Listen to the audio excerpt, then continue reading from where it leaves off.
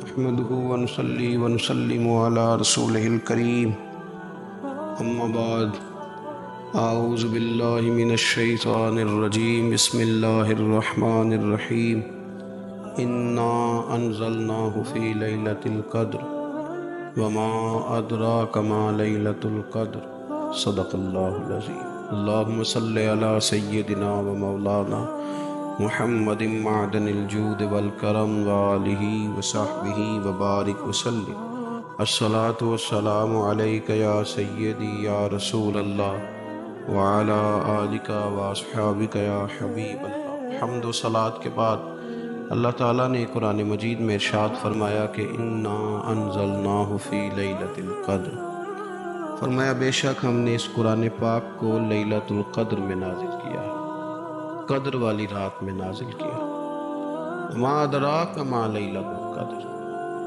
قرآن مجید کے انداز پر غور فرمائیں۔ فرمایا تم کیا جانتے ہو کہ لیلۃ القدر کیا ہے؟ تمہیں کیا خبر ہو کہ لیلۃ القدر کیا ہے؟ اس کی اہمیت دیکھیے۔ میں کہا کرتا ہوں کہ صرف اس ایک فکرے کو دیکھ لیا جائے، وما ادراک ما لیلۃ القدر، اور تم کچھ جانتے ہو کہ لیلۃ القدر کیا ہے؟ تمہیں کیا خبر کہ لیلۃ القدر کیا ہے؟ لیلۃ القدر 1000 مہینے سے بہتر ہے۔ ان آیات کو دیکھیں اور ساتھ نبی پاک صلی اللہ علیہ وسلم کا وہ فرمان دیکھیں جس میں حضور علیہ الصلوۃ نے فرمایا تمہارے پاس ایک مہینہ آ رہا ہے رمضان کا، اس میں ایک رات ہے جو 1000 مہینے سے بہتر ہے، اور یہ لفظ کتنے جھنجھوڑنے والے ہیں۔ حضور علیہ السلام نے فرمایا جو اس رات محروم رہ گیا وہ ہر نیکی سے محروم رہ گیا، جو اس رات محروم رہا محروم ہی رہ گیا، اتنی بڑی بات۔ فرمایا تنزل الملائکۃ والروح، اس دن فرشتے اور روح القدس یعنی جبریل امین اترتے ہیں، فیہا اس رات میں، بِإِذْنِ رَبِّهِمْ مِنْ كُلِّ أَمْرٍ، اپنے رب کے حکم سے ہر خیر کے کام کے۔ سلام، یہ رات سلامتی والی ہے، ہی حتی مطلع الفجر، یہاں تک کہ فجر طلوع ہو جائے۔ سرے شام سے لے کر مغرب سے لے کر فجر تک یہ رات سلامتی والی۔ اس کو لیلۃ القدر اس لیے کہا جاتا ہے، ہمارے مفسرین فرماتے ہیں کہ اس دن قدر والی کتاب قرآن پاک قدر والے محبوب پہ نازل ہوئی اور قدر والی امت کی طرف بھیجی گئی۔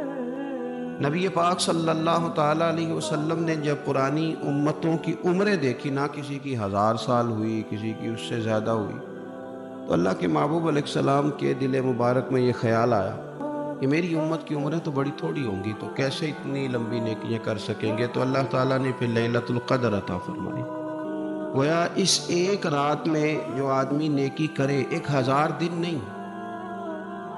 کتنا لوگوں کو شوق ہے کہ کوئی ایسا جیک لگے، یکدم میری ساری چیزیں بڑھ جائیں، اس پر بھی تو ذرا غور کریں نا۔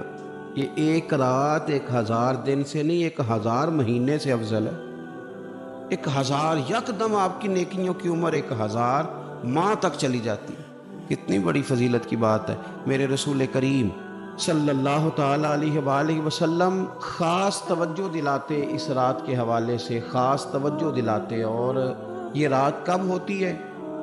صحیح حدیث میں موجود ہے، نبی پاک صلی اللہ تعالیٰ علیہ وسلم نے فرمایا کہ اسے رمضان کے آخری عشرے میں تلاش کرو۔ گویا یہ جو 5 طاق راتیں ہیں نا، 21ویں، 23ویں، 25ویں، 27ویں، 29ویں، ان طاق راتوں میں اس رات کو تلاش کرو۔ اس رات اللہ کے فرشتے نازل ہوتے ہیں، آسمان دنیا پر، زمین پر فرشتے اترتے ہیں۔ حضرت جبریل امین علیہ السلام انہیں لے کر کے آتے ہیں، اور فرشتے کیا کرتے ہیں کہ جو بندہ اس رات اللہ کی یاد میں موجود ہو، جو بندہ اللہ تبارک و تعالیٰ کے ذکر میں موجود ہو، جو بندہ اس دن اللہ تبارک و تعالیٰ کی بارگاہ میں کسی بھی طور پر حاضر ہو، فرشتے اس کے لیے دعائے مغفرت بھی کرتے ہیں اور رب کی بارگاہ میں التجائے رحمت بھی کرتے ہیں۔ اور ایک روایت میں ہمیں یوں بھی ملتا ہے کہ فرشتے اسے مصافحہ بھی کرتے ہیں، ہاتھ بھی ملاتے ہیں۔ دیکھیے نا کتنی سعادت مندی ہے، انسان عبادت کر رہا ہو اور فرشتے اس کی زیارت کو آئے۔ ہمارے صوفیاء فرماتے ہیں تو پکا پروگرام بنا لے عبادت کا، فرشتے کئی بار تیری زیارت کو آیا کریں گے۔ اور پھر ایک اور بات یہاں بڑی قابل توجہ ہے کہ انسان جب محسوس کرتا ہے نا مجھے کچھ دیکھ رہا ہے، تو ذرا اس کی عبادت کا انداز بھی تھوڑا تبدیل ہو جاتا ہے۔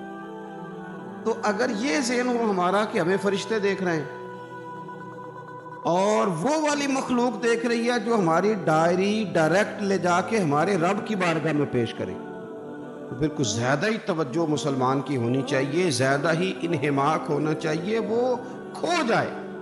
ٹھیک ہے ہم کمزور بھی ہیں، ہمارے اندر کچھ پریشانیاں بھی ہیں، ہماری بیماریاں بھی ہیں، ہم لاغر بھی ہیں، ضعف بھی آ جاتا ہے، تھکاوٹ بھی ہمیں آ لیتی ہے، لیکن لمبی تو بات ہی کوئی نہیں، 5 تو طاق رہتے ہیں۔ حضرت سیدہ عائشہ صدیقہ رضی اللہ تعالیٰ عنہ ارشاد فرماتی ہیں کہ جب رمضان کا آخری عشرہ شروع ہوتا تھا نا تو نبی پاک اپنی کمر کس لیتے تھے عبادت کے، خود بھی رات کو اٹھتے تھے، ہمیں بھی جگاتے، کیونکہ سونے کے دن تو نہیں ہے، تو جاگنے کے دن ہیں۔ ساون کی کالی راتوں میں جب بوندا باندی ہوتی ہے وہ راتوں کو اٹھ اٹھ روتے ہیں جب خلقت ساری سوتی ہے، یہ رب کے بندوں کی شان ہے۔ اور ویسے بھی درویش کہتے ہیں کہ رات پوے تے بے درداں نو نیند پیاری آوے، درد منداں نو تے یاد سجن دی سوتیاں بھی آن جگاوے۔ تو یہ وقت ہے خاص، اس خاص وقت اس بات کی طرف ضرور توجہ کرنی چاہیے۔ اور یہ جو کہا گیا نا کہ فرشتے نازل ہوتے ہیں بِإِذْنِ رَبِّهِمْ مِنْ كُلِّ امر، اللہ کے حکم سے آتے ہیں اور ہر کام کے لیے، ہر امر خیر کے لیے آتے ہیں۔ اس میں بھی ہمارے مفسرین نے لکھا ہے کہ وہ تمہارے لیے پورے سال کا فیصلہ کریں گے کہ تمہیں کیا دیا جائے گا، تم کیا حاصل کرو گے اللہ تبارک و تعالیٰ کی بارگاہ سے۔ تو اس کا معنی یہ ہوا کہ پھر تو یہ لینے کی رات ہے، ایسا نہ ہو کہ فرشتے آئے ہوں رب کی بارگاہ سے یہ پیغام کرم ہو کہ دینا ہے اور لینے والے سو رہے ہوں، وہ آرام میں ہو۔ تو یاد رکھیں خیرات اسی کے پیالے میں آتے ہیں جس کا پیالہ سیدھا ہوتا ہے، اور اگر پیالہ ہی سیدھا نہ ہو تو خیرات پھر پیالے میں نہیں آیا کرتی۔ تو پھر اس کو جو کہا گیا نا کہ یہ سلامتی والی ہے، تو اس میں ایک اور بات بھی ہمارے پھر مفسرین نے لکھی ہے کہ اس رات، شیطان تو ویسے ہی قید ہے، اس رات بندے کا نفس بھی نہیں اسے تنگ کرتا۔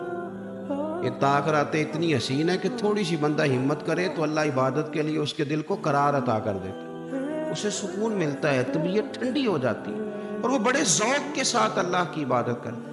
خوب بیداری کا مظاہرہ کریں طاق راتوں میں۔ میں نے رمضان سے پہلے مشورہ دیا تھا کپڑے وقت پہ خرید لو عید کے، اور وقت پہ سلا لو اور وقت پہ چیزیں لے لو۔ یہ جو خاص دن ہیں عبادت کے، یہ لوگوں کے بازاروں میں گزر جاتے ہیں۔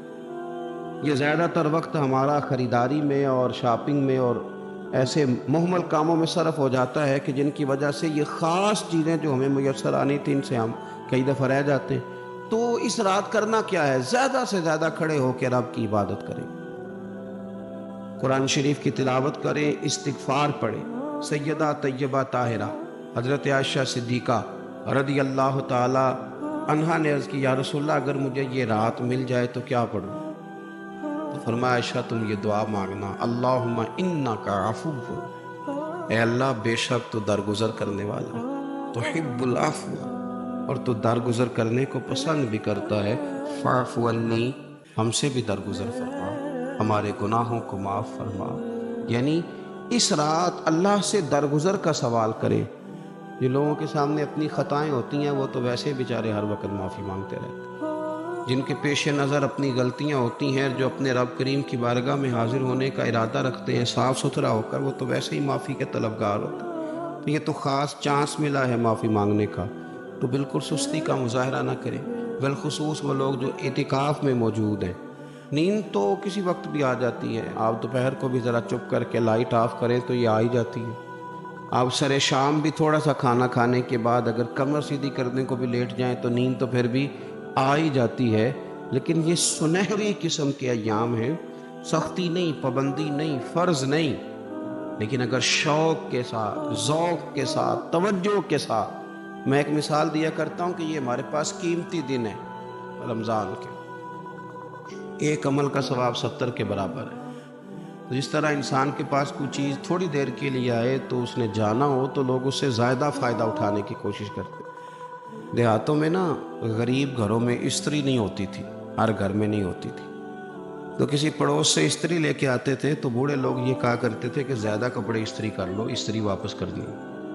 جس چیز کو واپس کرنا ہو تھوڑی یہ دیر کے لیے ہمارے پاس ہو، اس سے زیادہ لوگ نفع لینے کی کوشش کرتے تو یہ تو تھوڑے دن باقی رہ گئے، راتیں تھوڑی رہ گئی، زیادہ نفع لینے کی کوشش کریں۔ اللہ تعالیٰ اس سال جب فرشتے لیلۃ القدر پہ آئیں تو وہ امت مسلمہ کے لیے ایسا رحمت کا پیغام لے کے آئیں کہ دین پھر سے غالب ہو جائے، اسلام پوری دنیا کے اندر اپنے غلبے کے ساتھ سامنے آ جائے، کفر کا، ظلم کا، زیادتی کا، جبر کا ہمیشہ کے لیے خاتمہ ہو جائے۔